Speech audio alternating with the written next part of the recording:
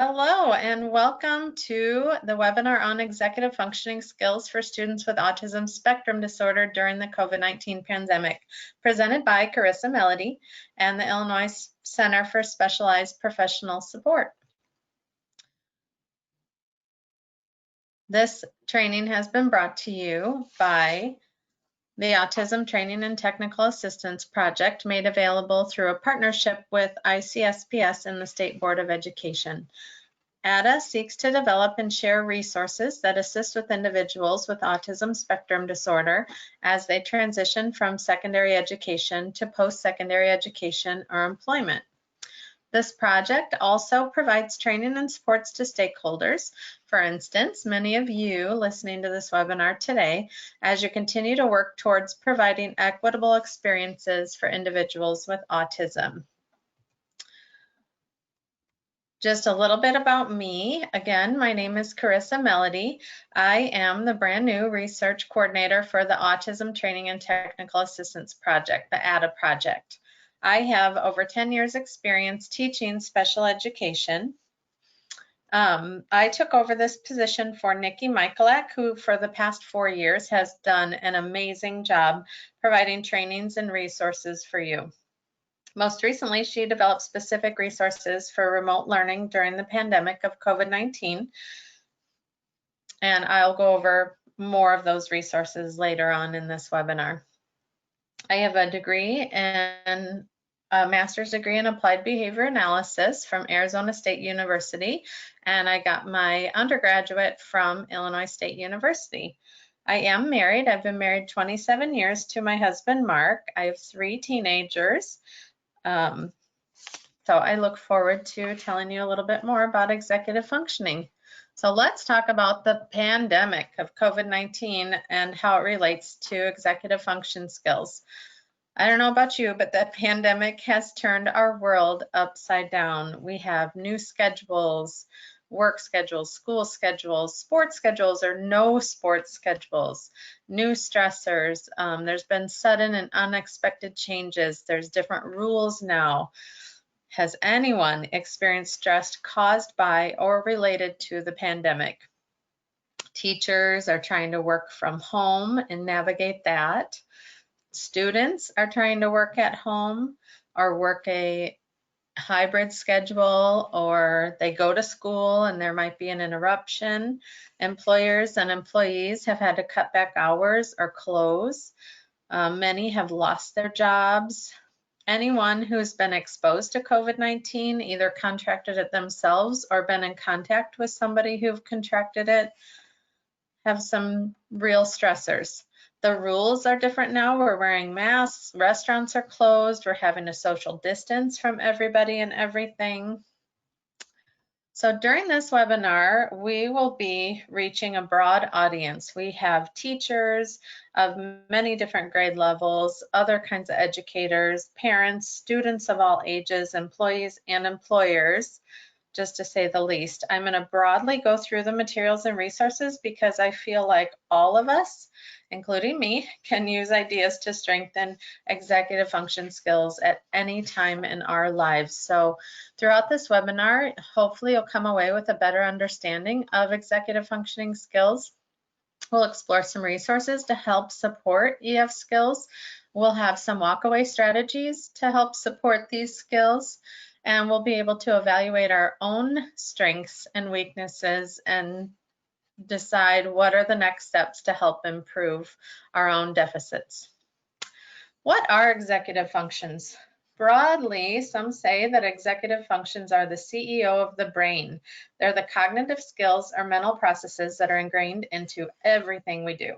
Everything we use daily to help manage information, plan, complete tasks, and goals. The prefrontal cortex is actually responsible for executive functions, and this part of the brain continues to develop well into our 20s. It's not done until mid to late 20s now. And we know children's brains are a work in progress. They'll need guidance for planning, organizing, managing their time, starting tasks, remembering information or directions, self-control, sustaining attention to task, dealing with changes, and sticking to tasks. So what are some of the causes of EF dysfunction or deficits? Anyone can have EF issues at any age, but there are diagnosed conditions that are more prone to deficits. So autism spectrum disorder is one, ADHD, depression, anxiety, bipolar, schizophrenia, obsessive compulsive disorder, and we know some of these go along with autism or ADHD. Also Alzheimer's, Tourette's, and traumatic brain injuries. There's also temporary causes. Exhaustion can cause some issues when you're in severe pain or under stress, distracting environments, drug use or alcohol, and severe boredom. And of course, I added the pandemic. The pandemic brings us stress, distracting environments, remote learning, changing schedules, and sudden interruptions. But even though people can struggle with EF at any given moment of every day, this doesn't mean they have diagnosable deficits or dysfunction. And good news, schools are set up with embedded strategies in place. They also have targeted interventions and strategies to enhance EF skills. And teachers and parents, whether we know it or not, start teaching these skills at very early ages. But as our kids get older, or students in junior high and high school, college, and adults like me, forget that we know these skills, and we forget to use these skills in our daily lives and with our daily living. However, if you do feel that someone you know or yourself is struggling with more than just an issue, maybe you feel like they would have more of a dysfunction or a diagnosable deficit, then of course you can seek a clinical evaluation. So who might struggle with executive functioning? Here's some signs of executive functioning deficits and struggles. They might struggle handling frustrations, controlling impulses, making plans, staying focused, analyzing and processing information. And some of the executive functioning skills I'll be talking to in this presentation, as far as those cognitive skills, we'll talk about planning and prioritizing, organization, time management, task initiation, working memory and cognition. And behaviorally, we'll talk about emotional or self-control. We'll talk about attention and focus, flexibility, perseverance. So answer this one in your head. Since the pandemic, my students, myself, or another family member have struggled even more with one of the listed and executive functioning skills in some way. I say yes for me. So the management strategies I'll be going over are just organizing and planning your day, organizing your space, focusing on one thing at a time, setting time for task, processing transitions, staying flexible and in control. I'll refer to this COVID-19 resource guide that Nikki Michaelak came up with. It's on our website, the autismcollegeandcareer.com. It's also on the ISB website. There are tons of examples and helpful strategies in this guide. Nikki also in her last 2 webinars, one was remote learning, and then she also did a September webinar, which is a return to school webinar. She goes over these in more detail. So I'd encourage you too to look back at those webinars.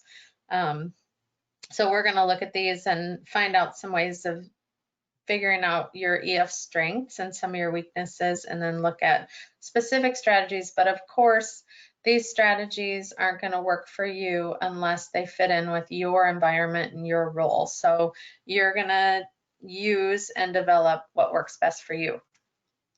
So first of all, we're going to do a little poll, and it's just a little planning assessment. So just as I read these, think about whether you do these things or you don't do these things. And this kind of helps you determine if this is an issue or a deficit for you. So I use a planner or a calculator. I make a list of items I need to do. I set a pace for long-term tasks. I do not cram or procrastinate. So think about those things. And if you do all of them, you're probably not struggling in planning. So to organize and plan your day, You can use a daily schedule. There's all different types of schedules. And again, Nikki goes over these in detail in her remote planning guide. There's an object schedule where you use objects to indicate a certain thing on the schedule, which is more for the lower aged kids. You can use a picture schedule with real or clip art pictures. Probably the most popular throughout middle school, high school is a written schedule. There's also a written schedule with pictures. And then of course there's technology. Technology has calendar apps, planning apps, schedule apps. And we know for individuals with ASD, change, transition, and new routines can be really hard. So you always need to use the schedule that fits best for the individual. Like I said, older kids and adults might use the calendar on their phone. Students might use their school planner to organize and track their assignments. And also students have a set daily school schedule, which they follow. So this helps a lot. And they do have a schedule when they're remote learning. However, in my experience, it doesn't seem to be quite as structured. It leaves more free time to do the assignments on their own. So when setting up your schedule, you need to take some time for some brain breaks, some transitions, and you need to know how long you need to transition from task to task. Also build in some physical activity, some breaks, some crafts, or some time for play. At home, if you're doing a schedule, if you're working at home, you can build in some chore time, dinner, maybe a ride in the car or a walk around the block. And make sure you start in very small, manageable chunks. And for the visual display of a schedule, only display what seems manageable to you or the child. So if they can see the entire day, great, show the entire day's schedule. If they only can really handle a few activities at a time so they don't get overwhelmed, or one task at a time, you could separate AM schedule from PM schedule. And also it's important that it's in a just a format where you can check it off the list or cross it off or physically take the Velcro icon off the schedule. That way you know it's done and you can put it away and move on. And then use separate schedules for the day or the tasks. So task schedules, you can use a work task schedule with a built-in done reward. Just, I have to do this, this, and this, and this, and then reward yourself. You can use a first then schedule, play task, use some task list for like playtime, play for however many minutes, and then pick up, and then done. A lunch task list, maybe a chore chart list. So here's some examples of some schedules. So here's one, today's schedule, and you have in just 5 things, and these would be like Velcro icons that they can move over, and there's a box to check off the list. Here's a school schedule that has a picture icon with the word combined, and it's a permanent schedule, and you can check, check, check off the list. Here's a simple first then, and you can use this for work first, then play or reward. You can use it for what comes next on the schedule. So maybe it's first PE, then lunch, or something like that. There's also a first, then. If you want them to do 2 things, then you have your reward. Here's a couple apps. This one is free. It's a kid's to-do list, and it's just a real simple picture card schedule. And then this one is ChoiceWorks. So this one's a little more involved. You can buy ChoiceWorks for $14.99 or just the ChoiceWorks calendar for $9.99. You can also bundle them for $20.99. So I really like ChoiceWorks because it not only has routines and schedules, but you can do schedules by task, day or night. You can do a full day. So this says nighttime schedule, and you can move things over. You can put in the time. There's a built-in timer to help with some waiting and patience. There's also some feelings. When I am finished, I can this or this. There's a feelings portion. There's a feelings scale. You can have the icons speak with either a child or an adult voice. It has over 180 icons already loaded in, but you can also upload your own pictures. So you can make these pictures of things that you have on your phone or on the iPad or whatever you're using to upload. Here's a daily routine that's a little more to look at, probably for more of the higher functioning readers that can handle their whole week schedule. So this looks like it's at home, a morning schedule where they have to put their clothes away, make their bed, take their vitamins, brush their teeth, and get ready to go to school. And then afternoon, do their homework, practice their instruments. So it's just a check, check, check things off the list for each day of the week. So here's another poll on organization. So again, as I read these, just think about whether you do this or you don't do this. So I have the materials I need for a task organized and ready to use. I have what I need at home to do work. I have a working organization system in place. So again, if you do all these, that's great. You probably don't struggle with executive functioning, the organization skill part of it. So just a little tips on organizing your space. You definitely want to have a separate place to work that is free of clutter, organized for each task or subject. Label it that this is your workspace, just so you know that it's for work, and have the supplies there that you need. Have, you know, a little bin or a good system that works well to organize your space for whatever environment that you're working in. So here's some sample organizational systems. So up here is a task system where you'd put one task in each drawer. So you could pull out, do task 1, done, task 2, done, task 3, done, then you can get your reward. Here is a binder organization system. So there's like an all-in-one binder where you'd have a pencil pouch with all your supplies. You could put your monthly calendar right behind it. You'd maybe have your school planner or your daily list of to-dos, and then you've got some tabs with each of your folders for each subject. You can also do separate binders for each subject or each task, or even a big project you're working on. At home, you might use some bins or crates, and you'll want to label them so it's easy to find things. This is just an over-the-door shoe organizer that's just a nice little tip to put some supplies in. Here's a little organizational system for your electronics. So don't forget, if you're using electronics, they need to be plugged in. They probably need to be in a space where you can find them when you need them. So you can go to, you know, like dollar store or something and just buy a little plastic or metal filing system where you can stick all that stuff in. So just being organized and staying organized helps you get started with tasks right away. You don't waste your time. You think more clearly since you don't have clutter, and you know where everything's in its place and everything has a place. So you don't get stressed out or waste time trying to find something. And when you sit down to work, you're more confident to start work because you know where everything is and you have everything you need. All right, here's a little poll on working memory and metacognition. So again, as I read these, just think about it and just think about all that apply to you. I know what to do as soon as I hear the directions. I have a strong memory and can remember information easily.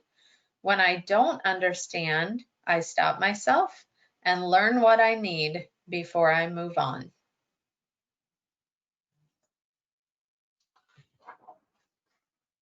So working memory is holding information in your brain while you use it. So can you read things and immediately answer a question? Are you able to follow multi-step directions from memory? So to improve your working memory strategies, you might want to write down the directions orally or take a picture of long directions.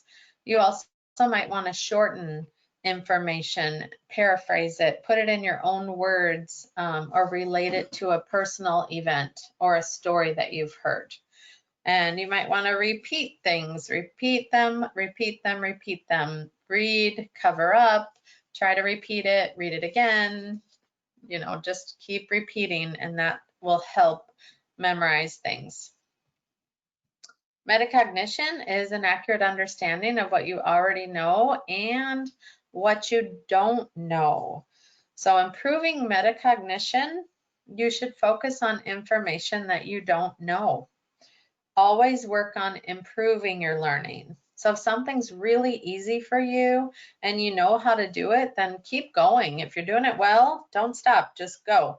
Focus on that. But if you're struggling or you're faced with a challenge or confused, stop doing it.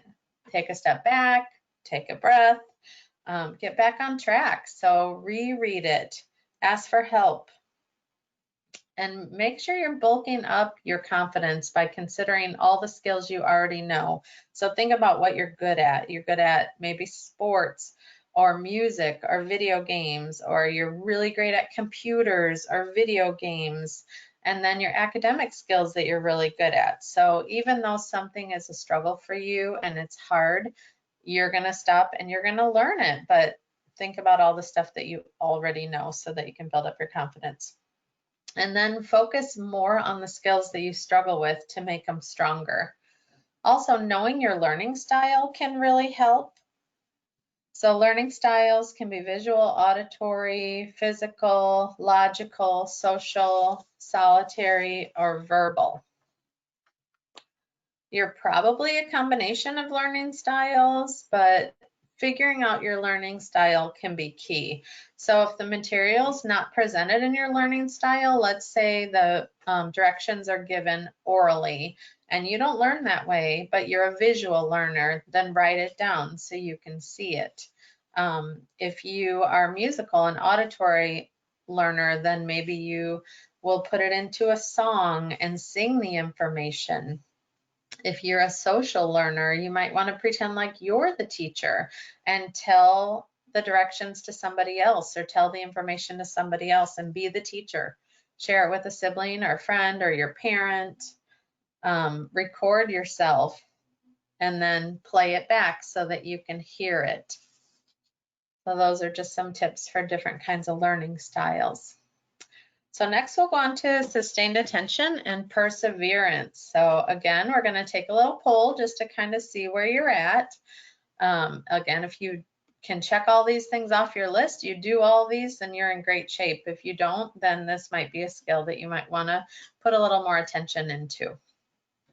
So I can avoid things known to distract me. If I feel bored, I can get myself right back on track easily. I stick with a hard task until it's done. I'm good at knowing the work required of me before I start a task. So sustained attention is using focus to reduce anxiety, increase productivity, and have time for other activities. And if it's used socially, it can really encourage friendships. So distractions. Let's talk about identifying distractors. Who is married to their phone? Definitely me. My teenagers. The need to touch our phones and be connected 24/7 is really distracting. We all know this, yet it's so hard to walk away from our phones. So identify your biggest distractors and then list a couple ways to reduce the distraction. And then how do you pay attention? How do you focus the best? What do you need to do to have your attention on the speaker? Do you need to doodle? Do you need to fidget? And then also you need to find some ways to focus without distracting others. So if you're a student, you might want to talk to your teacher about what you need to focus the best. And then shifting your focus. How well do you shift your focus from task to task? Do you need some extra time to clear your mind and learn something new? Do you need to take a physical break? Take a walk, do some jumping jacks? Do you need to close your eyes and just shut the world out for a minute in order to start something new? So work in those transition breaks and take some time between tasks before you start another task will help you sustain attention. Perseverance is sticking to a task without giving up. It is hard to stick to a task that you don't love or it's not exciting enough to hold your attention. So to help with perseverance, keep your end goal in mind and revisit it often.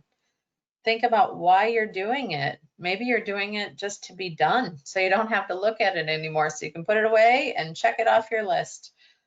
Use self-talk. Talk to yourself. Talk to a trusted friend or an adult. Tell them that you need some motivation to finish. See if they can bulk you up. And then take some breaks. Go ahead and get up from your desk and take a walk and go outside and get some fresh air.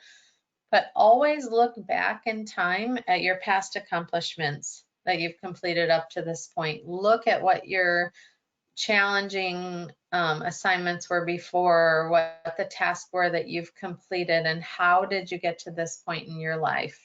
You know, you could even go back from a baby. You were crawling and walking, and then you were running, and then you're riding bikes. So just think about all the goals that you've done up to this point. All right, time and task management. So I know how much time it takes me to complete every task. I'm good at prioritizing what I need to do first. I start a task immediately, even when I don't want to. I am motivated to complete every task and work at it until I'm finished. So time management is an accurate understanding of how much time it takes to complete tasks, and then task initiation is the ability to start work right away. So time management, do you know how long it takes for you to walk 100 giant steps? Take a guess and then try it. See if you can time yourself. Were you right? Sometimes it's really hard to know. Sometimes you're really great at math and you can go really fast through the problems, and sometimes math is a huge struggle for you and it takes some time to do each one. What about reading? Are you a fast reader or a slow reader? Do you remember what you read? So sometimes the time it takes is longer than others, and it's all very personal. So think about how much time it takes for you to do each thing, and then pace yourself. Set a pace for each project. So if it's a big deadline, put the due date in your planner, but then chunk it into mini deadlines. By this date, I'll do this. By this date, I'll do this, and make sure you finish a few days early so you have time to go back to it, look it over, edit it. Maybe you could have a friend read it, comparing it to the rubric if there is one, to make sure you've checked everything off of the rubric and you've got everything ready to submit. And then make sure you plan a good life balance. Do not be a workaholic. You've got to have some leisure time. Set some working limits. You're only going to work for this length of time. And if it took you a while, then next time you'll know you got to work a little longer. But make sure you're taking care of yourself, sleeping enough, eating healthy, and listen to your body. If you need a break or you need to take a nap, take the nap and then get back to work right after. Prioritize your to-do list. List your tasks in order and then order them by date and the time that it takes. And then set your goals, set your long-term goals, set your short-term goals, and make sure they're written down. Write your goals down and make sure you keep looking at them and keep checking them off the list and keep working towards your long-term goals. And then minimize your distractions. So go back to that distraction list. What distracts you? And then a couple things that you can do to get rid of those distractions. Then task initiation, again, it's the ability to start work right away, overcome procrastination, reduce your stress. So make a plan, chunk it into mini tasks, use self-talk, get unstuck, and reward yourself. Make sure when you're working, you always have a little reward at the end, and your reward might just be to be done. So here's some get unstuck strategies. Reread the directions, turn the question around and reword it. Do some online research to find out some more about it. Reread what you've written. Ask your teacher, ask a friend. Another one is to trick yourself. Tell yourself, I'm going to do 10 math problems and then I'm putting it away. And sometimes you might surprise yourself. You might start understanding, it might start just going well, or when you're writing a paper, you might say, I'm just going to write the introduction. And then once you have that down, sometimes ideas just keep flowing and you surprise yourself and keep going. So list your tasks, prioritize, and make sure you're checking them off the list. And don't forget that reward. So let's talk about being flexible and in control. So here's a little poll. I use strategies to manage my frustration. I stop myself before saying something I might regret. When I have a problem, I can figure out how to solve it. And I am comfortable trying new things or taking risks. So flexibility is adapting to new situations, handling frustration, and problem solving. It's hard to be flexible. You know how things are supposed to be. You get used to school every day, then the governor says, no school, we're all staying home. Or you get back to school, then the teachers or the administration say, oh, we're having a remote learning day, so now you have another day at home. Take a deep breath. Deal with the change. First, acknowledge your feelings. It stinks sometimes, and you have to say, this really stinks, and I don't like it. But then identify the positive. Use some self-talk, accept uncertainty. Some things might not have answers, so you just have to deal with the change. That's how it's going to be. And then handle your frustrations. Take a deep breath. Deal with things. Is there a solution to the problem? Focus on the solution. Sometimes there's not a solution. Turn a bad situation into a positive one. Manage the stress with some physical activity. Again, go for a walk or jog, play some basketball with friends, or just talk to friends or adults. Do things you love. Take care of yourself. Take a big bubble bath if you like bubble baths. Problem solve, be solution focused, and then realize that other people think or feel things too. So this is really hard, but try to see things from other people's perspective. If school is shut down, why is it shut down? From the administration standpoint, do you think it's because they want to try to keep you safe from a virus? Do the teachers need time to figure out how to deal with this new schedule too? When you have an unexpected day off, then maybe you can have a list of things to try.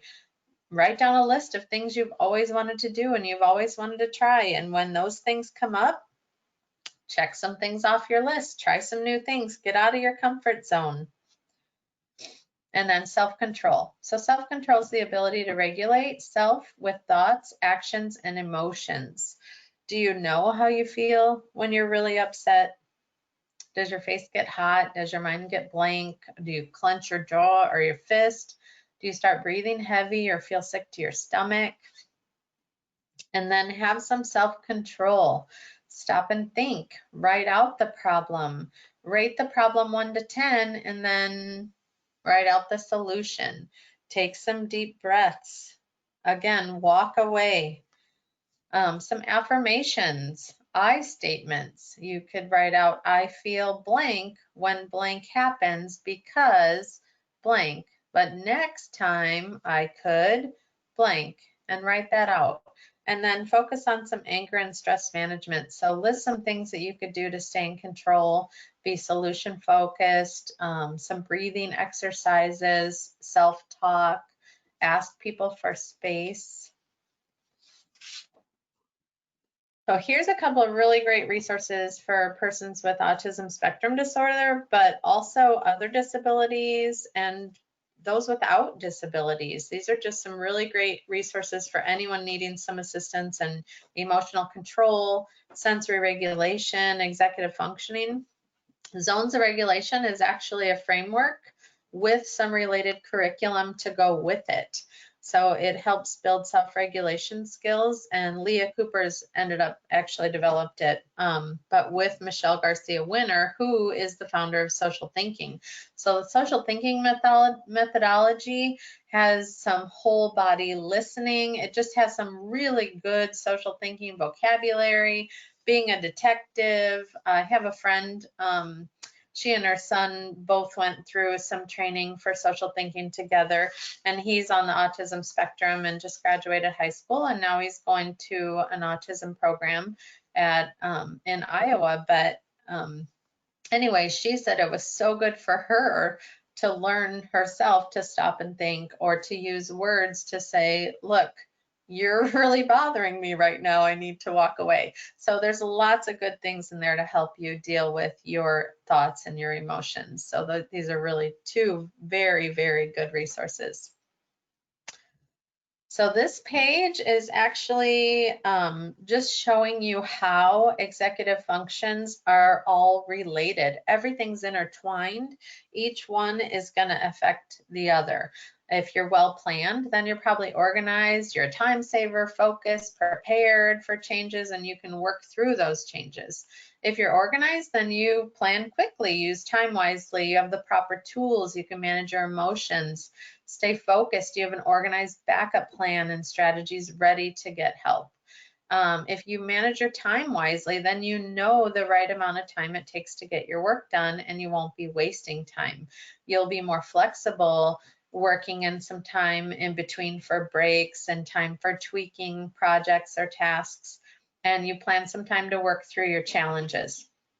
If you are good at task initiation skills, then your materials are all ready to start immediately. You can stay on task. You've got some extra time built in for getting unstuck.